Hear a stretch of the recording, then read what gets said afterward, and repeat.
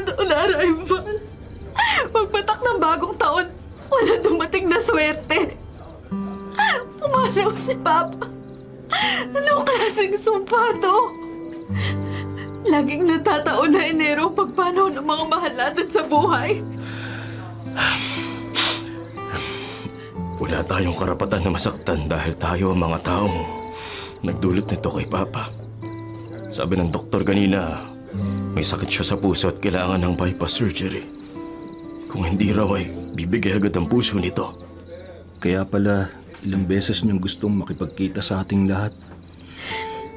Bakit binaliwala natin ang hiling niyang family reunion? Nagkita-kita nga tayo, kaso nagbabangayan naman. Bakit binaliwala natin ang pagmamahal ni Papa? Tama siya eh. Ginawa niyang lahat para sa atin. Pero tayo, anong ginawa natin para sa kanya? Nasa huli talaga ang pagsisisi.